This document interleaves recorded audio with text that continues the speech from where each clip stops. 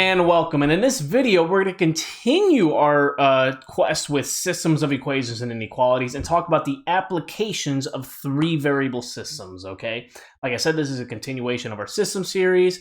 And if you haven't watched our solving systems algebraically and three variable systems videos, make sure that you do that because I'm not going to be going through how to solve each one step by step. This is mainly intended to help us set up our word problems, our systems from our word problems, our applications, okay? So let's go ahead and take a look at our first problem. The marketing department of a company has a budget of $30,000 for advertising. A television ad costs, let's just say costs, $1,000. A radio ad costs $200, and a newspaper ad costs $500. The department wants to run 60 ads per month and have as many radio ads as TV and newspaper ads combined. How many of each type of ad should the department run? Okay. Remember, I always like to look at what we're trying to solve to figure out what our variable should be. So there's our variables. How many of each type of ad should they run each month? Okay, so I'm going to say X is the number of TV ads. Okay, I'm going to say Y is the number of radio ads. Okay, and I'm going to say Z is the number of newspaper ads. Okay, so there's our three variables. All right, and now what we have to do is we have to actually set up this systems of equations. And notice how there's three variables. That means I'm generally going to have three equations. Okay, so let's start picking apart this problem. The first part that jumps out to me is that they're spending $30,000 a month in advertising, and that a TV ad is $1,000, a radio ad is $200, and a newspaper ad is $500. So what that means is if I take how many TV ads they run each month and multiply it by how much a TV ad costs, that's going to tell me how much money we're spending on TV ads. If I take the number of radio ads and multiply it by how many radio ads we're running, that's going to tell us how much we're spending on radio ads. And if I take how many newspaper ads we're running and multiply it by how much a newspaper ad costs, that tells me how much we're spending on newspaper ads total, okay? And if I add all three of those amounts together, that should tell us how much money this marketing department is spending on advertising. And they told us that amount is $30,000, okay? So that is one of our three equations down. The next part is saying, well, okay, well, all right, they want to run 60 ads per month. Well, how do we get there? Well, we take how many TV ads are running each month, which is X, how many newspaper ads are running each month, which I'm saying is Y, and how many, that was radio ads is Y, and how many newspaper ads, which is Z. And if I add all three of those together, so if I add how many TV ads, radio ads, and newspaper ads are running, that's going to get us a total number of ads of 60. Okay, so that's our second equation. Now, the last one comes from this little bit of information, okay? Right here, where did it go? And have as many radio ads as TV and newspaper ads combined. So let's say that they were running 20 TV ads and 30 newspaper ads. Well, that means we would combine that, and that's how many radio ads we would want, which is 50, right? So to get the number of radio ads, which is Y, I'm going to take how many TV ads there are, which is X, and add how many newspaper ads there are, which is Z. And that's going to get me my third equation, okay? And now notice we have our three variable system here that you can solve with elimination. To do that, I would recommend rewriting this to be like X minus Y plus Z is equal to 0, basically get it in the same format as the other two. However, I'm actually going to use substitution here. Now, I know I normally say that I use elimination with three variable systems, but there is some special circumstances. For example, if I either have one equation and only two variables, or if I have an equation where a variable is already solved for.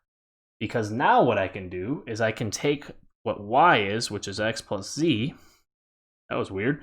I could take what Y is, which is X plus Z, and actually substitute it in for Y in the other two equations, okay?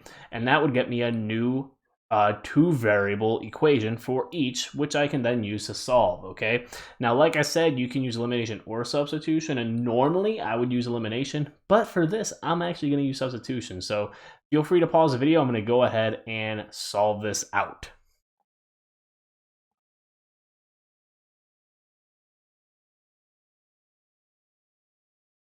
All right, so I actually want to just stop here for a second. So as you can see, I plugged in x plus z for y. I knew that y was x plus z. So I actually substituted that into both equations. So the first equation and the second equation. And now I have two new equations, okay? Now, if you're using elimination, you're generally going to have something similar. It might not be these exact equations, but you would end up with something similar.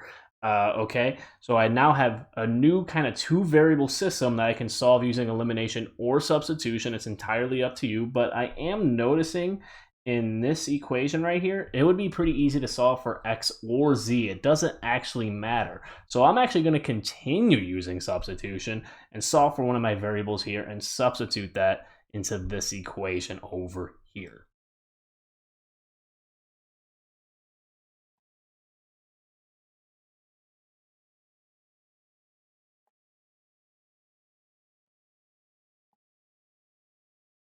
All right, so I went ahead and solved that, and that one actually took quite a bit of work, okay?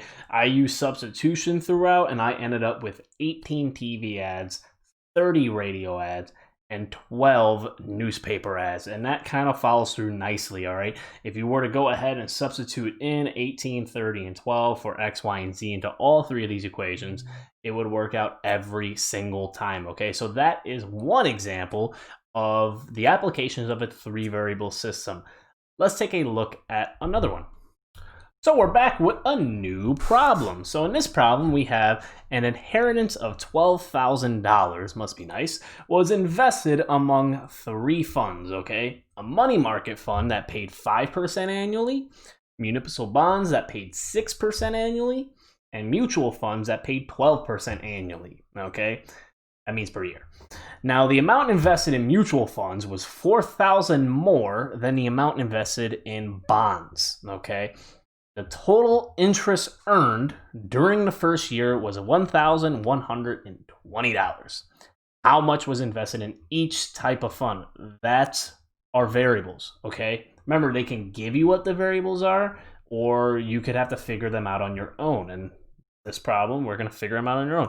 That right there is telling us what the variable should be. The question generally helps you figure that out. How much was in each fund? Okay, well, there's our variables. That's what we're solving for. So I'm going to say A. I'm not going to use A, X, Y, and Z every single time. So I'm going to say A, if I can write a better A. Not much better, whatever. A, I'm going to say, is the amount invested, the money invested in the money market fund. Money market. Okay, spelled terribly, but you know what it is. I'm going to say B is the amount of money invested in the bonds. Okay. And I'm going to say C is the amount of money invested in the mutual funds. Okay. Hopefully your handwriting is a little bit better than mine. But I'm going to go ahead and say those are our three variables. You can use X, Y, and Z. You can use whatever you want, okay? So we got our three variables. Let's write our new equation. Let's write our three equations, all right? So. They're saying that we had $12,000 invested among these three funds. That's our first equation right there. If we take how much money was invested in the money market, which I'm saying is A, and I take how much money was added or invested in the bonds, which I'm saying is B, and I take how much money was invested in mutual funds, which I'm saying is C. If I take those three amounts and I add them all together, so I add all of these investments together, that should give us how much was invested total, which is that $12,000, okay? So that is our first equation. From there, we have another one, okay? They're saying, okay, well, the money market fund paid 5% annually, the bonds were 6% annually, and the mutual funds were 12% annually. yada, yada, yada, yada, yada. Notice this is all talking about interest earned. And right here, total interest earned during the first year was 1120, all right? So there is our next piece of information. So if I take how much was invested in the money market fund and multiply that by the percent interest it earned, which is 5%, remember to always put it in decimal form, that's how much money we're making off of the money market, okay? And if I take how much was invested in bonds and multiply it by 6%, that's telling me how much money we're making off the bonds, okay? And if I take how much money was invested in the mutual fund and multiply that by 12%, that's going to tell me how much money we made off the mutual funds. And if I add how much money we made off of all three of those funds together, it tells me exactly how much money we earned in interest in 1 year, which was 1120. So there's another one of our equations, our second equation. And the last one comes from right here. The amount invested in mutual funds was 4,000 more than the amount invested in bonds, okay? So if we invested 10,000 in bonds, that means we would have invested 14,000 in mutual funds. If we invested 5,000 in bonds, that means we would have invested 9,000 in mutual funds. So what we're doing is we're taking how much money we're investing in bonds and literally just adding 4,000 to it. So to get how much money we invested in mutual funds, which is C, I would take how much money we invested in the in the bonds, which is B, and add 4,000 to it, okay? And there's our three equations, all right? And now we can go ahead and solve these three equations. Sorry for my nose. I have terrible allergies this year, okay? So we have our three equations. Now we can solve this using elimination or substitution. And once again, I'm actually going to use substitution here. Generally with three variable equations, I know I use elimination a lot. But notice this equation here only has two variables. So I can actually use that to my advantage by substituting that into the other two equations. So that's exactly what I'm going to do. All right. So I'm going to go ahead and do that.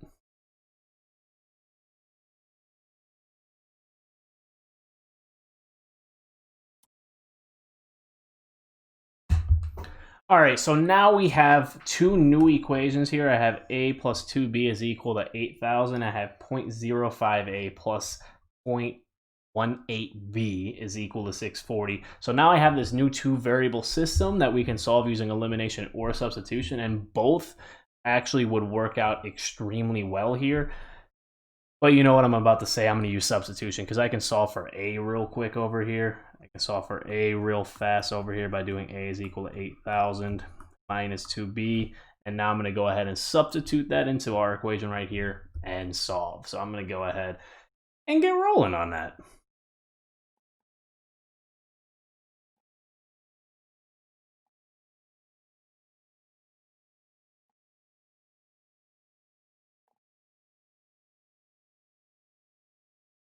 All right, and there is our final answer. So I went ahead and solved for this. You should have as well. You can double check my answer. Pretty sure it's right. No, it is right. So what I ended up getting was that $2,000 was invested in the money market fund, $3,000 was invested in those bonds, and $7,000 was invested in the mutual funds. Okay, so that is our final answer, and that's how we can use three variable systems to help us with application problems. Okay, I hope this video was helpful. If you have any questions, please feel free to let me know. And that kind of concludes our system series, but we're going to continue doing more videos, graphing piecewise, quadratics, factoring, and stuff like that. So until next time, I look forward to seeing you guys in the next video.